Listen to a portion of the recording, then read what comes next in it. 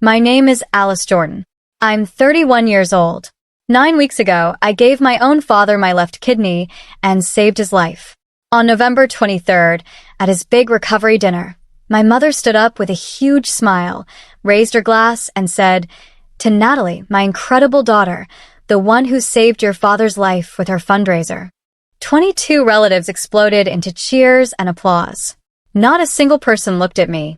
I sat there with a fresh 6-inch scar burning on my side, 9 weeks of unpaid medical bills, an empty bank account, and a body that will never be the same. While my own mother erased the kidney, I donated like it never happened. Then my father suddenly grabbed my wrist under the table, eyes filled with shame, and slid a napkin toward me. What I read on that napkin changed everything. And when my mother and sister finally found out the truth weeks later, our entire family didn't just break, it exploded. If you're watching this right now, please hit subscribe and let me know in the comments where you're watching from. I read every single one. But first, let me take you back 31 years to the beginning of being invisible in my own family. I work at Bright Futures Education Fund. It's a small nonprofit in Charlotte that helps first-generation college students navigate financial aid. My salary is $36,500 a year. I live in a studio apartment 20 minutes from my parents' house. My mother invites me over maybe 5 times a year. My sister Natalie is 36. She's the VP of Operations at Jordan Medical Supply Company, the business my father founded in 1998. She makes $185,000 a year. She has a husband, 2 kids, a house in the suburbs, and my mother's undivided attention. When Natalie joined the company in 2015, my mother said, "Finally, someone who understands what legacy means." Nico, I had just finished my master's degree in healthcare administration. No one asked if I wanted to interview. I stopped going to family events in 2023. The annual Christmas dinners where I sat at the kids' table even though I was 30. The birthday parties where my mother forgot to get me a card. The company milestones where I wasn't invited because it's really just for employees and board members. But on July 20th, 2025, someone still had my number. My father collapsed at the company's 27th anniversary gala. 200 people, black tie, speeches about growth and innovation and family values. I wasn't invited. I learned about it from a LinkedIn post Natalie made the next morning. At 9:47 p.m. that night, my cousin Julie texted me, "Your dad collapsed. They're taking him to Presbyterian Hospital. Thought you should know." I was eating leftover pasta in my apartment, watching a cooking show. I changed clothes and drove 25 minutes to the hospital. I arrived at 10:31 p.m. My mother and Natalie were in the ER waiting room, heads close together, whispering. When my mother looked up and saw me, her face didn't show relief. It showed annoyance. I walked over. "How is he?" "They're running tests," my mother said. Her tone was flat. "It's his kidneys. We're waiting for the nephrologist." Natalie barely looked up from her phone. I sat 3 chairs away from them. No one spoke to me. 45 minutes later, a doctor came out and spoke directly to my mother. I strained to hear. "Stage 4 kidney failure. He needs a transplant within 6 to 8 weeks, or he'll be on dialysis for the rest of his life. We'll need to test family members for compatibility. Living donor is ideal if we can find a match." My mother glanced at Natalie. "We'll do whatever it takes." I wasn't included in we. At 11:58 p.m., the doctor let us see him briefly. My mother and Natalie went in together. I waited. When they came out 10 minutes later, my mother said, "You can go in if you want, but don't tire him out. He needs rest." I walked toward his room. I could hear my father's voice. "Weak. Is Alice here?" My mother didn't answer him. I pushed open the door. My father was hooked to monitors for lines, oxygen. His skin looked gray. When he saw me, tears filled his eyes. "I thought you'd come," he said. "Of course I came, Dad. Your mother said. She said you were probably busy, that you don't really stay involved with family stuff anymore." I understood then my mother had been telling him I was the one who pulled away. "I'm here," I said. I took his hand. "I'm not going anywhere." He squeezed my fingers. "They said I need a new kidney." I don't want to ask you kids, too. "I'll get tested, Dad, tomorrow. I'll do it tomorrow. You don't have to. I want to. As I left, I passed my mother and Natalie in the hallway. I heard my mother whisper to Natalie, "She'll probably test and then back out. You know how she is with commitment." I kept walking. My hands were shaking. The next morning, I called the transplant coordinator at Presbyterian Hospital. "My name is Alice Jordan. My father, Kenneth Jordan, was admitted last night with kidney failure. I want to get tested as a living donor. Can you come in this afternoon at 2 p.m.? I'll be there." I didn't tell my mother or Natalie. A week later, on July 28th, I got the call. "Ms. Jordan, you're a compatible match. Blood type O positive. Tissue compatibility 98%. Excellent kidney function. You're an ideal donor." I sat in my car in the hospital parking garage and cried. Relief and dread mixed together. I called my father directly. "Dad, I got tested. I'm a match. I want to donate." His voice broke. "Alice, you don't have to." "I know. I want to." There was a long silence. "Then your mother's going to have opinions. Let her." 2 days later, my mother called a family meeting at their house. My father, my mother, Natalie, and me. My mother opened with, "We need to discuss Kenneth's transplant options." I said, "I'm a compatible donor. I'm willing to donate." Silence. My mother stared at me. "You tested without telling us." I wanted to be sure first. Natalie said I was going to test this week. A lie. She hadn't scheduled anything. My mother turned to my father. "Kenneth, what do you think? Do you want Alice to do this?" "If she's willing," my father said quietly. "If she's a match, I don't want to wait for a cadaver donor. The list is 2 years long." My mother's jaw tightened. "We could find another living donor, a friend, a colleague, someone who isn't your daughter." I looked at her. "Why?" "I'm a perfect match. I'm willing. What's the problem?" My mother looked me straight in the eye. "The problem is you've never finished anything difficult in your life." I drove home in silence, but my father called me that night. "Alice, if you're sure, then let's do it. I trust you." 3 days later, on August 5th, Natalie called me. "Rare, I've been thinking." She said, "Since you're donating, I want to do something to help. I'm organizing a fundraiser, kidney disease awareness. We can raise money for research and offset Dad's medical costs." I felt uneasy, but I said, "That's nice of you. I'm thinking a charity gala, company sponsors. I can get local news coverage. Turn this into something positive. Will the fundraiser mention that I'm donating?" Of course. It's all about the family coming together. But Natalie's tone was already shaping the narrative toward herself. A week later, I Googled Natalie Jordan fundraiser. I found the preliminary event listing, Natalie Jordan Pierce Kidney Health Initiative, supporting the Jordan family. My name appeared nowhere in the description. On August 18th, I had my final pre-op psychological evaluation with Amy Brennan, the hospital social worker. Standard questions about my support system, my motivations, my understanding of the risks. Then Amy asked, "Have you felt any pressure from your family to donate?" I paused. "No, this is my choice." And, "Do you feel seen by your family, appreciated for this decision?" I paused too long. Amy made a note. After I left, Amy wrote in her file, "Donor psychologically sound but family dynamics concerning. Mother's language about patient minimizing and dismissive flag for post-op monitoring." That same afternoon, my mother came to Amy's office. I didn't know this until much later, but it happened. September 14th, the night before surgery. I couldn't sleep. I scrolled through Natalie's Instagram. Photos of her at fundraiser planning meetings, captions like, "Doing everything I can for Dad." I felt a knot in my stomach. At 11 p.m., my father called. "Alice, are you awake?" "Yeah, Dad. You can still back out. No one will blame you." "I'm not backing out. When you wake up tomorrow, you're going to be in pain. Real pain. And I'll be okay, because of you. I'll never forget that." I took a breath. "Promise me something, Dad. Anything. Don't let them erase this. Don't let Mom turn this into something it's not." There was a long pause. "I won't," he said. "I promise." September 15th, 2025. 5:30 a.m. I arrived at the hospital in the dark. My mother and Natalie were already in the pre-op waiting area. I saw Natalie on her phone.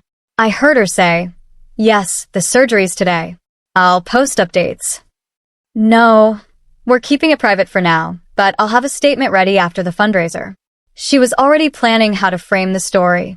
At 6:15 a.m., I was in a pre-op gown with N4 in my arm. My father was wheeled past my bay on his way to his operating room. We made eye contact. He mouthed, "Thank you." Dr. Priya Sharma, the surgeon, explained the procedure one final time. 4 to 5 hours, laparoscopic if possible. You'll wake up in recovery. Expect significant pain. My mother and Natalie stopped by my bay for 30 seconds. My mother said, "Good luck." Natalie said, "You're so brave." Then they left. The anesthesiologist told me to count backward from 10. I got to 7. I woke up at 2:17 p.m., searing pain in my left side. I tried to call for a nurse, but my throat was too dry from the breathing tube. I heard machines beeping. I realized I was alone in the recovery bay. For the next 6 hours, nurses checked my vitals every hour. Minimal interaction. At 4:00 p.m., a nurse mentioned, "Your father came through surgery."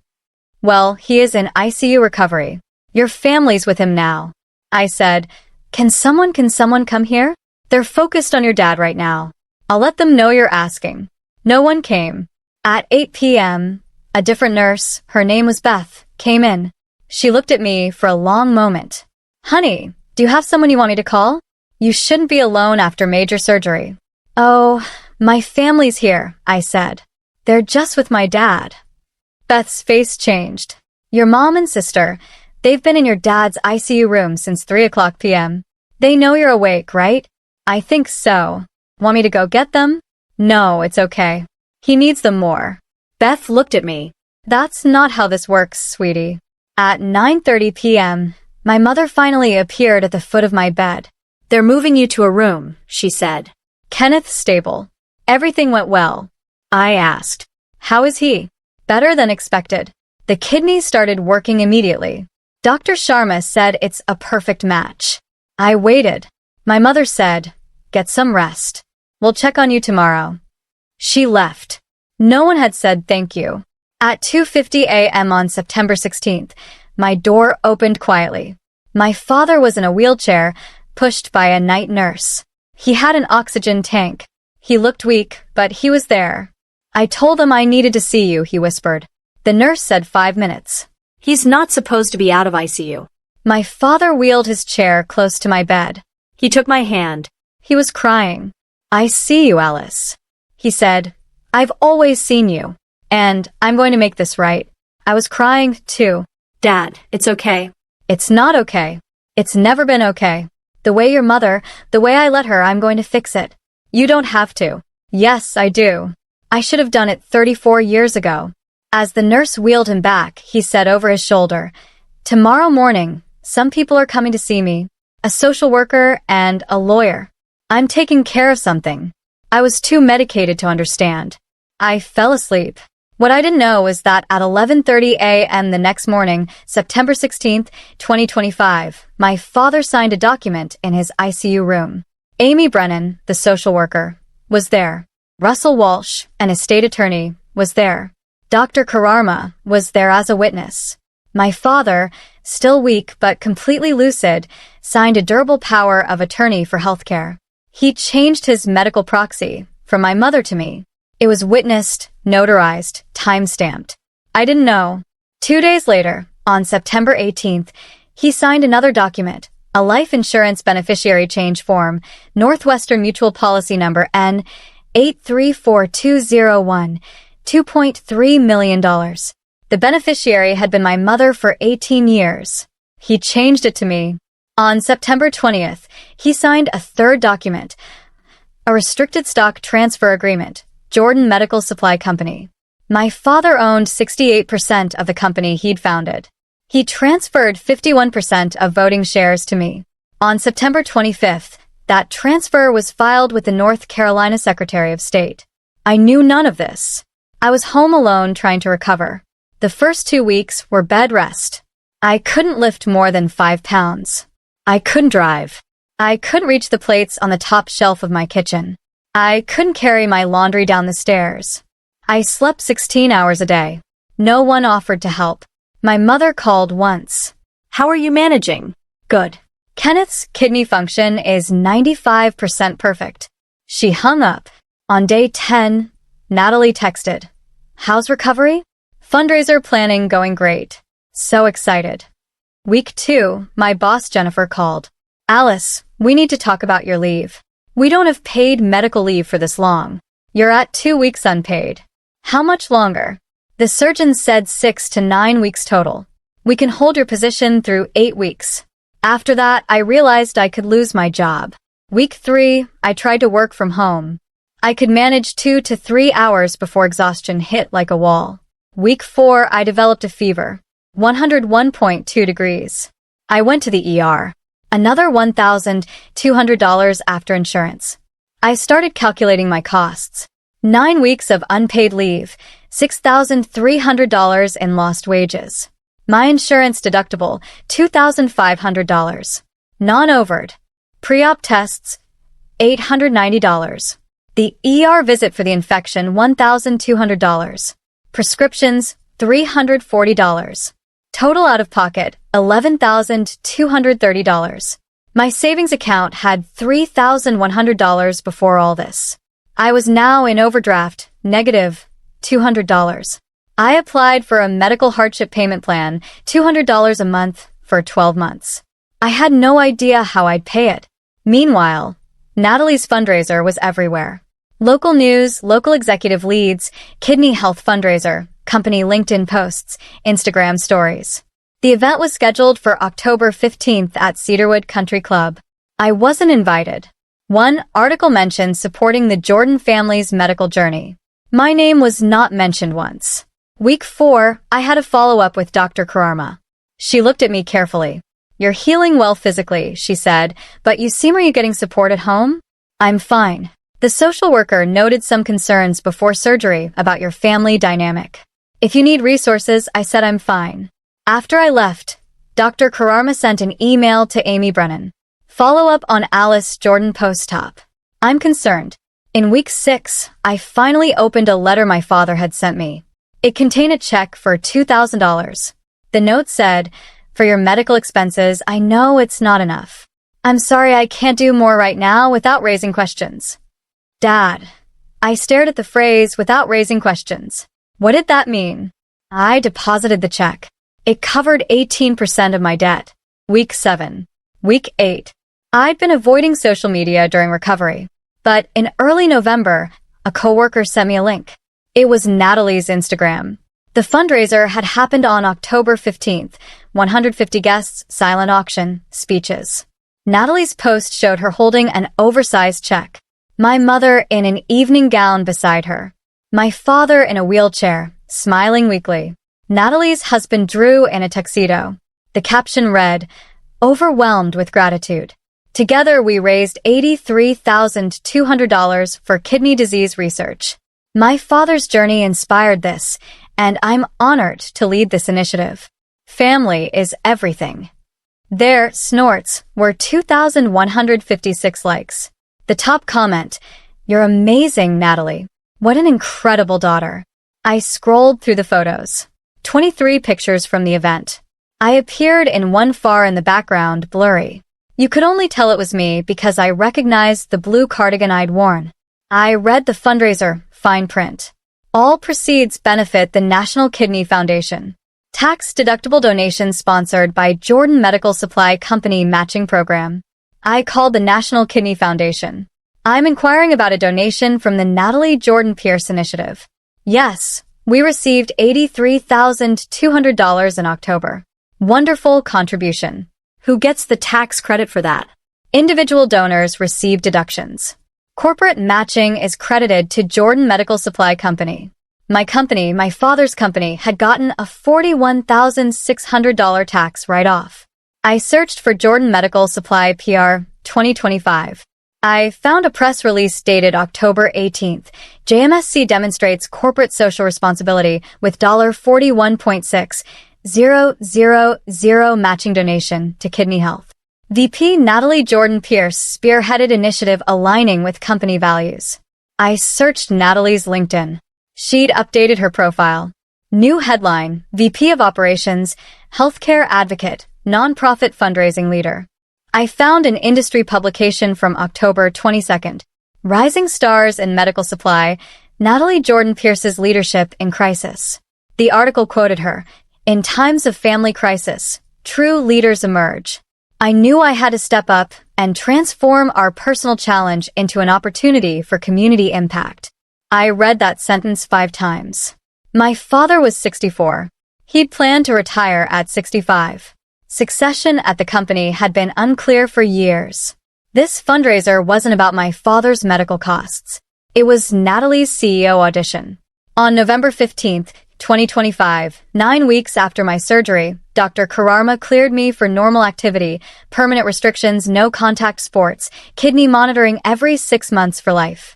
I can never donate an organ again, slightly higher risk for hypertension. I was finally cleared to return to work full-time. That same day, I received a text from my mother. Family dinner Sunday, November 23rd, post-Thanksgiving to celebrate Kenneth's recovery. 6 p.m. Ashford Hall, private room, 22 guests, cocktail attire. Be there. No, please. No, thank you for donating. Just be there. I stared at the message for 10 minutes, then I typed, "I'll be there." I didn't know that dinner would change everything. On November 20th, I went shopping for a dress. I lost weight during recovery. Nothing fit. I bought a navy dress for $89. It stretched my budget. The dress showed my scar when I moved. 2 in of pink raised tissue above the neckline. I considered returning it. Then I decided, let them see what this cost. On November 22nd, the night before the dinner, I couldn't sleep. At 10:17 p.m., I called my father. "Dad, I need to know. Is Mom going to mention the donation at dinner?" Long silence. "Alice, I can't control what your mother says, but I can control what happens after. Please trust me. Come tomorrow." "Will you say something about the donation?" "Come tomorrow." That's all I can say. His voice was shaking. After we hung up, I sat in the dark and looked at my navy dress hanging on the closet door. 22 people, a celebration, a toast. Maybe this time would be different. Maybe this time they'd see me. November 23rd, 2025. 6:08 p.m. I arrived at Ashford Hall. The private dining room was called the Sterling Room. Long table set for 24. 2 people didn't show. There were name cards at each place setting. I found mine. Position 18 out of 22. I was seated between my cousin Tom. I'd met him maybe once, and my cousin Julie. At the head of the table, my father. To his right, my mother, then Natalie's husband, Drew. To his left, my father's sister Margaret. Then his brother James. I was at the far end, nearly out of sight. Julie whispered, "Why are you sitting down here?" "I don't know. Mom did the seating chart." Of course she did. From 6:15 to 6:45, there was a cocktail hour. Appetizers were passed. I stood near the table holding a glass of water. I was still on pain medication. I couldn't drink alcohol. Natalie was near my father's chair showing people photos of the fundraiser on her phone. My mother was hugging relatives, working the room. No one approached me except Julie, who whispered, "We need to talk after this." And Diane Foster, my father's assistant of 28 years, who made eye contact with me from across the room and mouthed, "I'm sorry." And Natalie's 8-year-old daughter, Sophie, who walked up to me and said, "Aunt Alice, why do you have that scar?" "I had surgery, sweetie." "Did it hurt?" "Yes." "Mommy says you should cover scars at fancy dinners." I forced a smile. Sometimes scars are important to show. Natalie overheard. Her face flashed something. Guilt, maybe? For half a second. Then it smoothed over. She pulled Sophie away. "Come here, honey. Let's get you some shrimp." At 6:42 p.m., my mother tapped a spoon against her glass. "Everyone, please take your seats. We're about to begin." I walked to position 18. When I bent to sit, I felt a sharp pain in my left side. Still healing. I winced. Julie noticed. "You okay?" "Fine." The table filled. My father was wheeled to the head by venue staff. He was stronger now, but still used a walker for short distances. He made eye contact with me down the table. His eyes looked sad and determined. I nodded at him. My mother sat.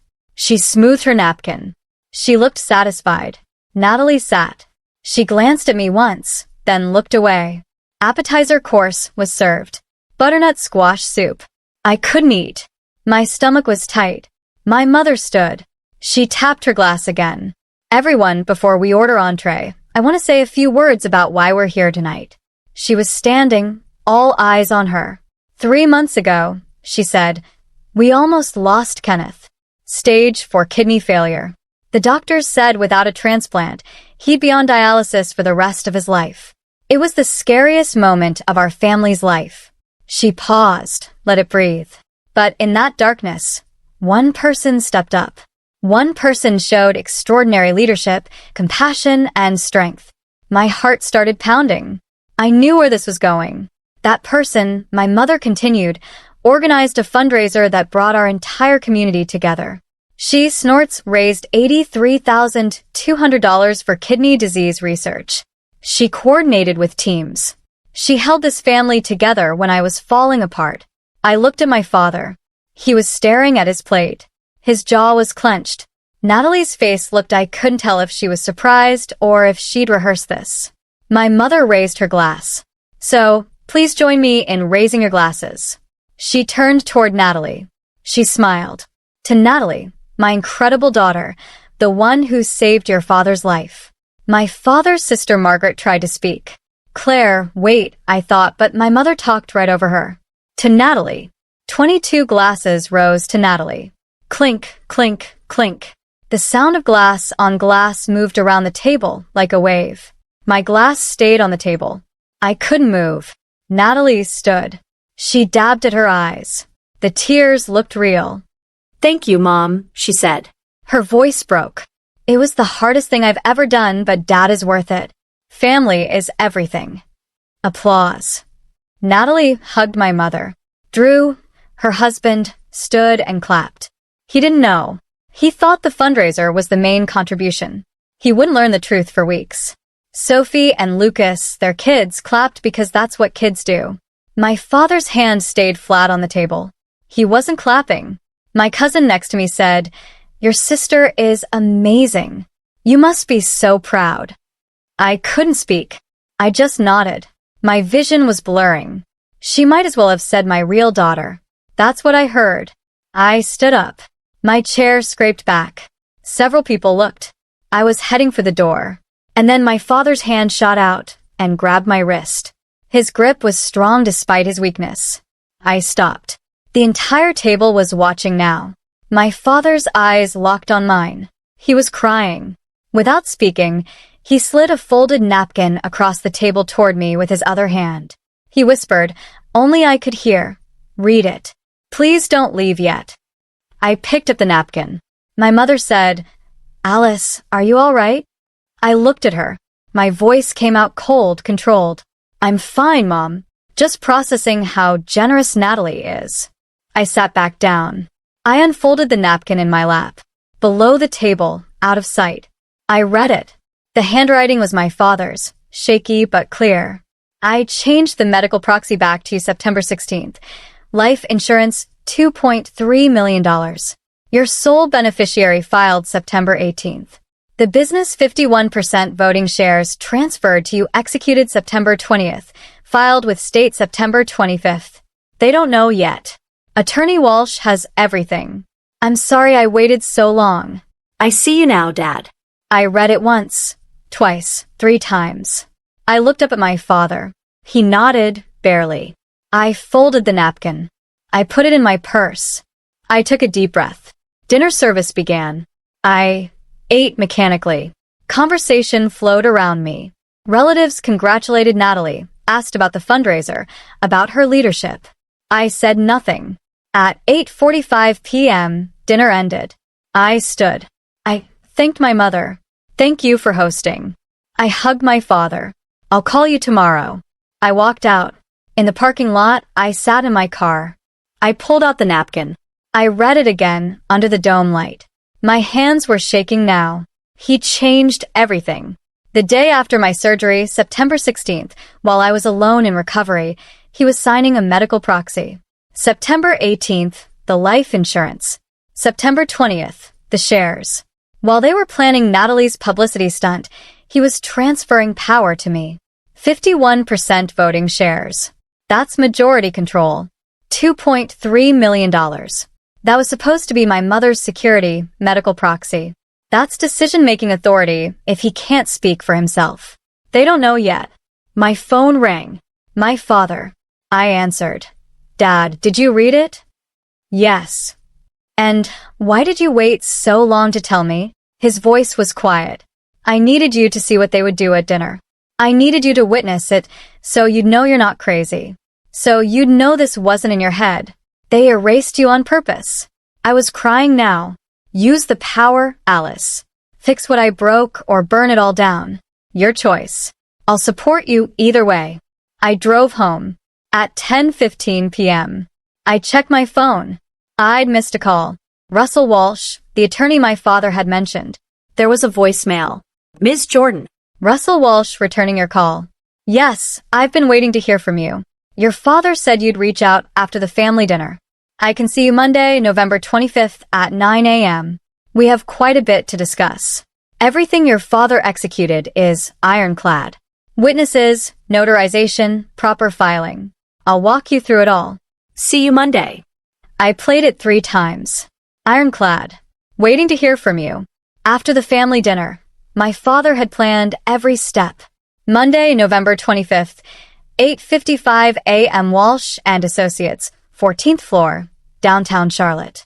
Russell Walsh was 58. Gray hair, kind eyes, but sharp. Ms. Jordan, thank you for coming. Your father speaks very highly of you. I said he's never said that to me directly. Walsh smiled slightly. He said that too. That he owes you 34 years of words he didn't say. He's trying to make up for it now. He gestured to a chair. Before we begin, I need to confirm you donated your kidney to your father on September 15th. Yes. And at the family dinner Saturday, your mother toasted your sister for saving his life. Yes. Walsh nodded. Your father told me that would happen. He said she needs to see it herself, otherwise she won't believe how bad it is. He was right, wasn't he? I couldn't speak. I just nodded. Walsh opened the first folder.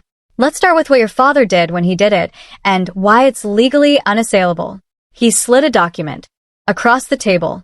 Durable power of attorney for healthcare signed September 16th, 2025 at 11:30 a.m. one day after your surgery. Witnessed by Dr. Priya Sharma, your ICU attending physician, and Amy Brennan, hospital social worker. Notarized by the hospital notary. I stared at the signature line. My father's handwriting, shaky but clear. Dr. Kararma's signature, Amy Brennan's signature with a hospital stamp and notary seal. Walsh continued. This replaces the previous power of attorney, which named your mother. You now have full authority to make medical decisions for your father if he's incapacitated. Why did he change this? He's healthy now. Walsh looked at me. He said, and I quote, "If I have another health crisis, I don't trust Claire to choose what's best for me. She'll choose what's best for her image. Alice will choose what I would want." He opened the second folder. Northwestern Mutual Policy Number NM 88342012 $2.3 million death benefit beneficiary Claire Jordan 100% beneficiary change form signed September 18th.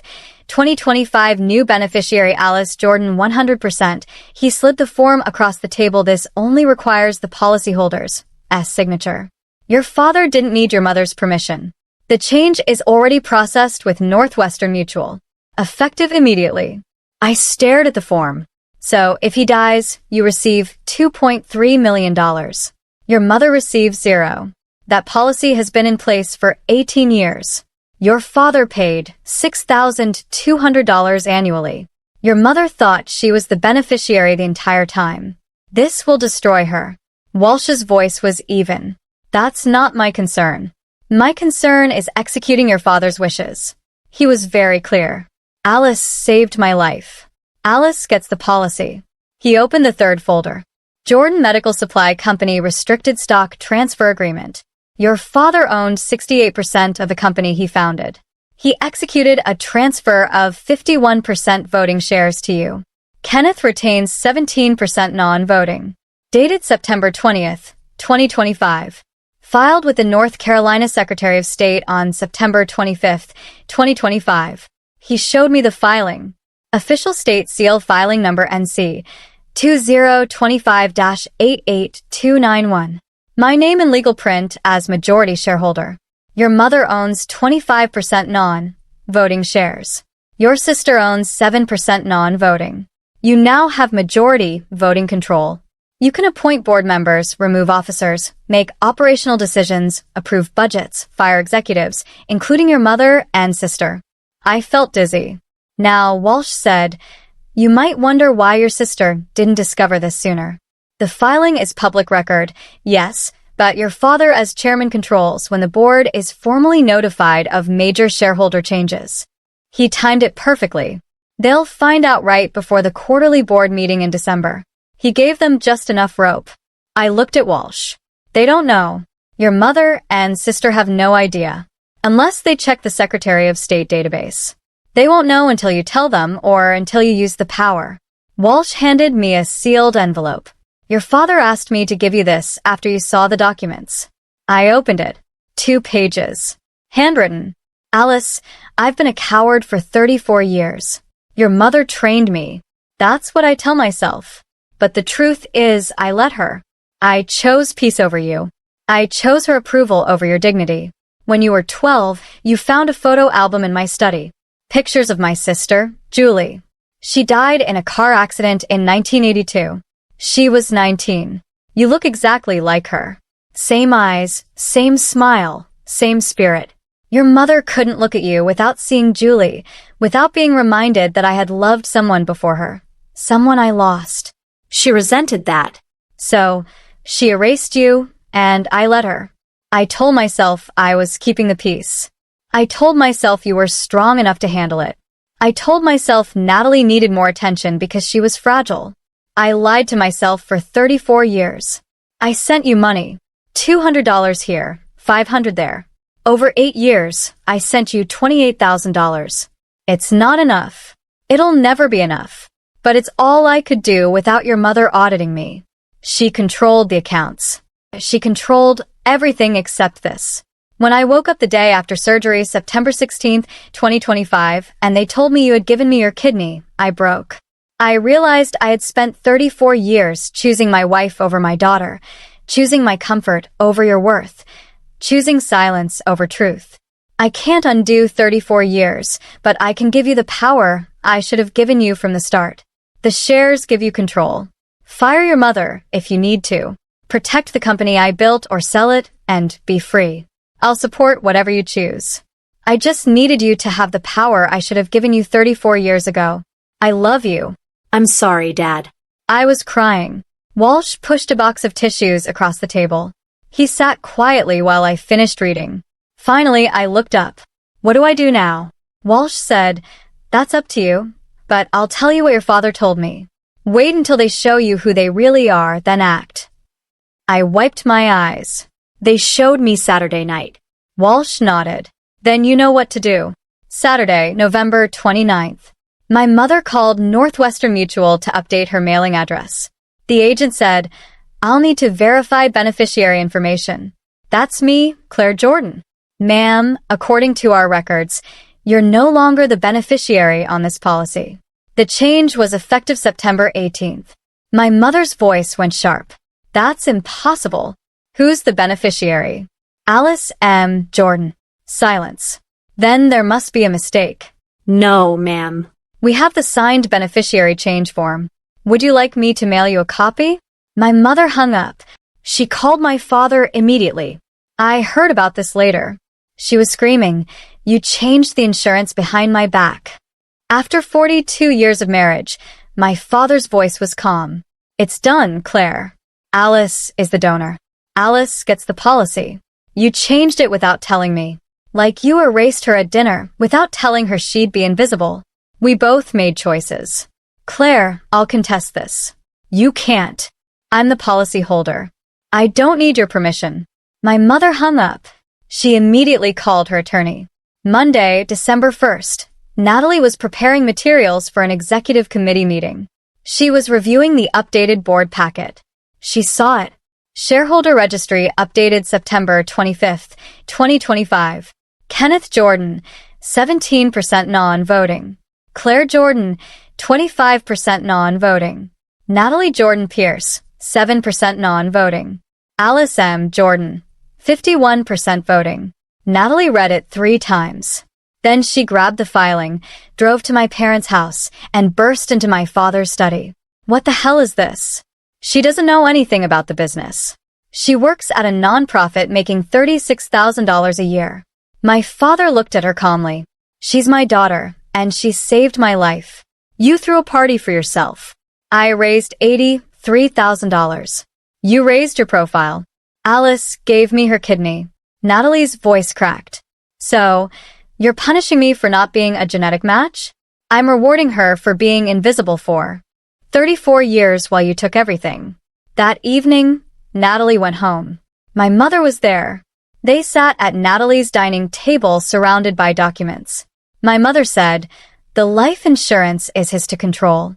I can't contest it unless I prove incompetence or coercion. Neither applies." Natalie said the shares. Can we challenge the transfer? Not legally. He's the founder. He can distribute however he wants. So, Alice just gets the company everything. My mother's voice went cold. Unless we make her fail. If she tries to run it and destroys it, the board can vote her out. She has 51%. But if she's incompetent, we can build a case. So we wait for her to screw up. No, we make sure she screws up. We undermine every decision. Turn the staff against her. Leak to industry press that the company's in chaos. Make her look incompetent. And then Kenneth realizes his mistake and takes it back. From the doorway, Natalie's husband, Drew, spoke. You're planning to sabotage your own sister? Natalie turned. She's sabotaging us. Dad chose her over his wife and his competent daughter. Drew's voice was quiet. No, your dad chose the daughter, who gave him a kidney over the daughter, who took credit for it. There's a difference. He walked away. That was the first crack in Natalie's marriage. December 2nd, my mother called me. Her voice was ice. We need to talk about your father's decisions. What about them? You manipulated a sick man into signing over his assets while he was medicated and vulnerable. I didn't manipulate anyone I didn't even know until after dinner. Convenient story. You donate a kidney, play the martyr, and cash in. Very calculated. I'm hanging up now. You think you can run Jordan Medical? You'll destroy it in 6 months.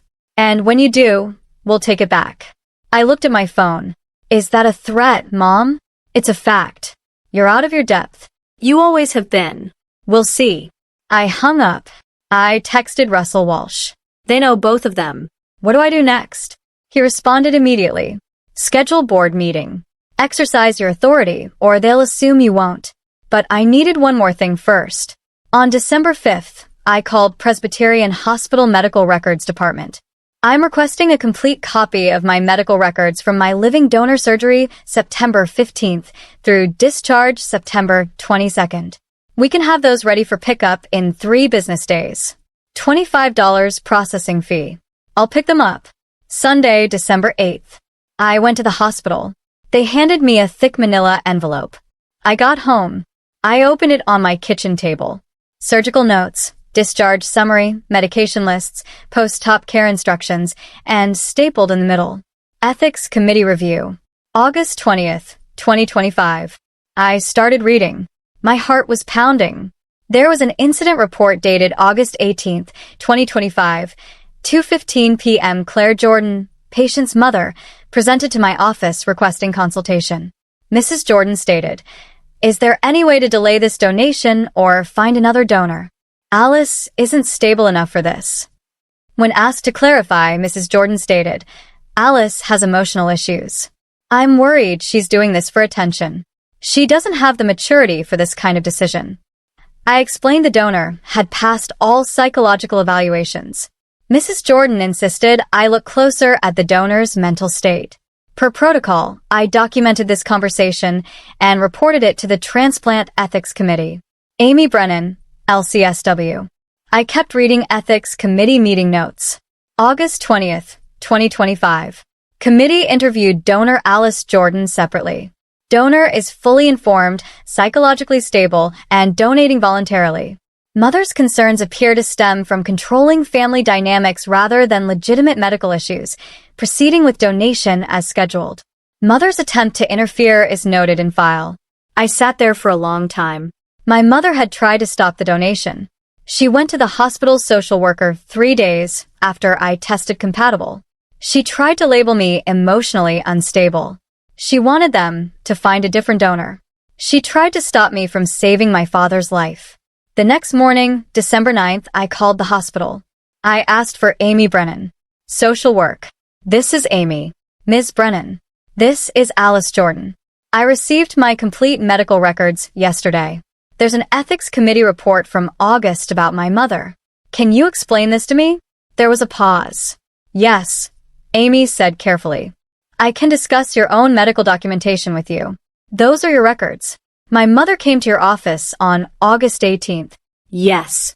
She tried to stop your donation. She said you weren't emotionally stable.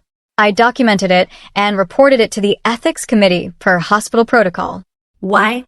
Amy's voice was gentle. Alice, I want you to know. The committee saw right through it. We interviewed you separately. You were completely sound. Your mother's attempt to interfere was unusual. In 15 years doing this work, I've seen families pressure donors to donate. I've never seen a mother try to stop a daughter from saving her father's life. I closed my eyes. Can these records be used in other contexts like corporate governance? They're your medical records. You can use them however you need to.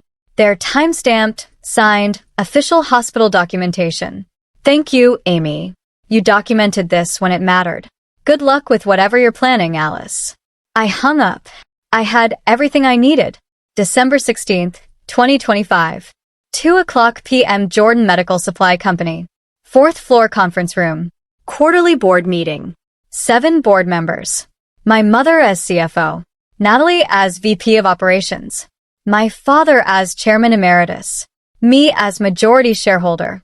First time I'd ever attended. Also present, Philip Garrett, company attorney. Jessica Palmer, HR director. 3 department heads. I arrived in a navy blazer and white shirt. The hospital bracelet from September was still on my wrist. I'd kept it. I wore it on purpose. My scar was visible above my collar. I carried a folder. I walked to the head of the table. My mother was already sitting in the chair I was heading for. I didn't say anything. I just stood there. She moved. I sat down. My mother said, Alice, you're not usually at these meetings.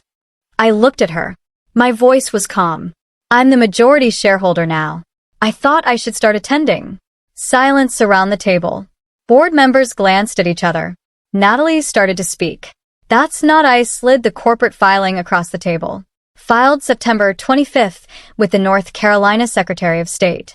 You can verify it yourself. I hold 51% voting shares. Douglas Carter, one of the board members, looked at my father. Is this true, Kenneth? My father nodded. Yes, I transferred shares to Alice in late September. It's legal and final. I open my folder. Before we proceed with the agenda, I need to correct something in the October board minutes. I looked at my mother. Mom, you told this board that I convinced Natalie to match donors when discussing Dad's recovery. My mother's face was stone. I said you were supportive. No, you said Natalie organized a fundraiser that brought the family together through a difficult medical journey. You implied Natalie was central to Dad's recovery. I pulled out documents. Let me correct the record. I slid papers across the table to Philip Garrett, the company attorney. I donated my left kidney to my father on September 15th, 2025. Here's the hospital discharge summary. Here's my donor compatibility report. 98% match tested July 28th. Here's the surgical record showing living donor nephrectomy. I pulled my collar down slightly. The scar was fully visible now. I lost 9 weeks of work. I have permanent medical monitoring for life. I have $11,000 in out-of-pocket costs. I have the scar. Board members stared. My mother's face was white. Natalie was looking at the table. My father's eyes were closed. At the family recovery dinner on November 23rd, I continued. My mother toasted Natalie for saving Dad's life. 22 people raised their glasses to my sister.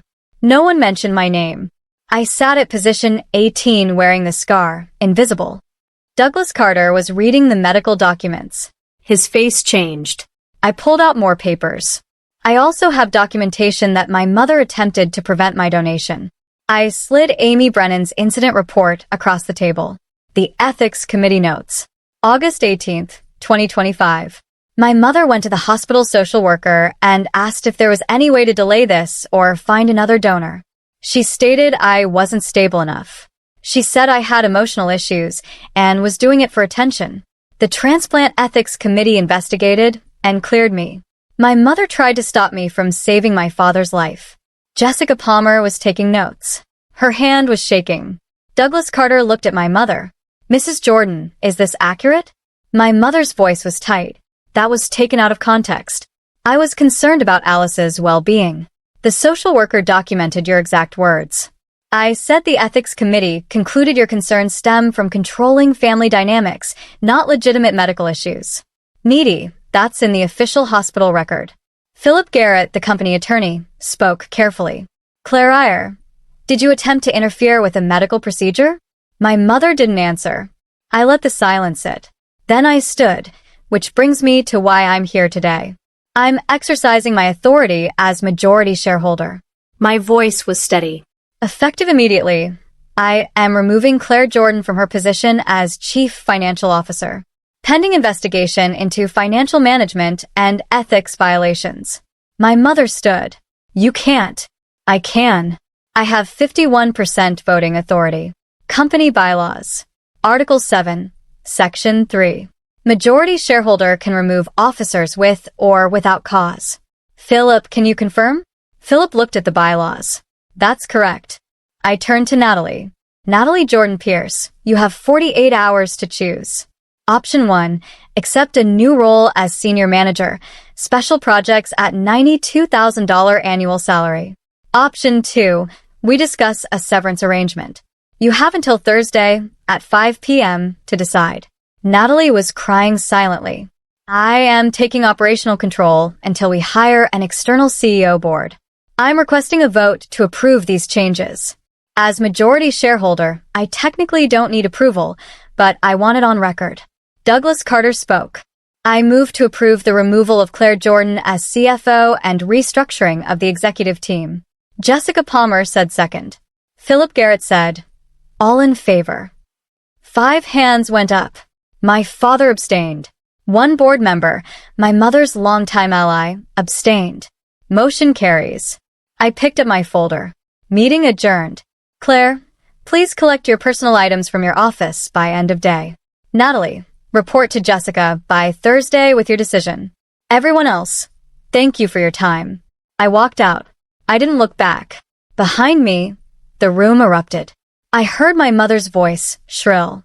Kenneth, how could you let her? And my father's voice firm. For the first time in 34 years. I let her fix what I broke. The next week was chaos. My mother moved out of the family home on December 17th. She stayed with Natalie. She hired an attorney to contest the share transfer. Her attorney reviewed the documents and called her on December 19th. Mrs. Jordan, these documents are ironclad, witnessed, notarized, properly filed. You have no legal grounds to challenge them. If you contest this, you'll lose and pay legal fees. My advice, don't. On December 19th, Natalie's husband, Drew, came home from work. A colleague had mentioned something to him. Did you know your sister-in-law donated the kidney? Drew was confused. What? Natalie organized the fundraiser? No. Alice Jordan donated. It was in the board meeting documentation that leaked. Drew went home. He found Natalie in the kitchen. Why did I just find out from a colleague that Alice donated the kidney? I stood at that dinner and applauded you. I looked like an idiot. Natalie's voice was small. It's complicated. Complicated? You let your mother toast you for your sister's kidney donation. You let me think you were the hero. What the hell is wrong with you? That was the beginning of the end of their marriage. On December 20th, Natalie met with Jessica Palmer to make her decision. Option 1. Senior manager at $92,000. Option 2. Severance. Natalie's pride wouldn't let her quit. I'll take the demotion. I'm staying. On December 23rd, Christmas Eve, I received a certified letter. My mother was filing for divorce from my father. I called him. Dad, I'm sorry. His voice was calm. Don't be. This should have happened 20 years ago. I'm finally free. December 30th, 11:14 p.m. There was a knock on my apartment door. I opened it. Natalie was there, drunk, mascara running, coat over pajamas. What are you doing here? She pushed past me. I need to talk to you. She collapsed on my couch. She was crying. She made me this way, Alice. Mom, she told me since I was 6 that I was the special one, that I had to be perfect, that you were Dad's mistake. I stood there. I didn't sit. Do you know what it's like? Natalie's voice was breaking. Being the good daughter. Every A, every achievement, every promotion. It was never enough. She always needed more. And you were free. You got to leave. You got to be yourself. I wasn't free, I said. I was erased. I know that now, but I didn't see it then. She looked up at me. Her face was wrecked. I didn't know she tried to stop your donation. I swear. When Drew showed me the board meeting documentation, when I read what she did, I threw up, Alice. I threw up. My own mother tried to stop you from saving Dad's life. I sat down, not next to her, across from her. The fundraiser, Natalie said. She told me to do it. September 17th, 2 days after your surgery. She said, Natalie, we need to control the narrative. If Alice gets credit for this, she'll use it against us. I said, against us? She saved Dad. She said, she'll hold it over our heads forever. We need a counter-narrative. So you threw a party. I threw a party. I took credit. I let you disappear. And when Drew found out, he looked at me like I was a monster. She wiped her face. My therapist, I started seeing one after the board meeting. She said, I've been emotionally abused by Mom my entire life. That being the golden child is its own kind of prison. But Alice, that doesn't excuse what I did. It explains it.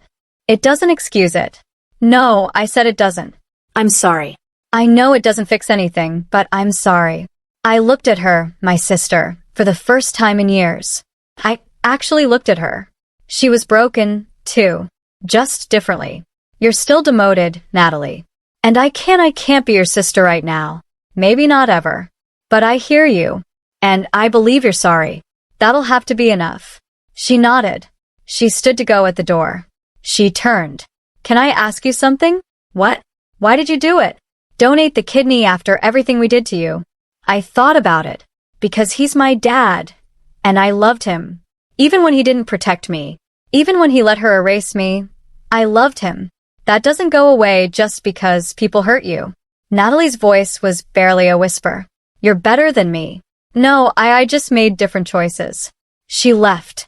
I closed the door. I leaned against it. And for the first time since all of this started, I let myself cry.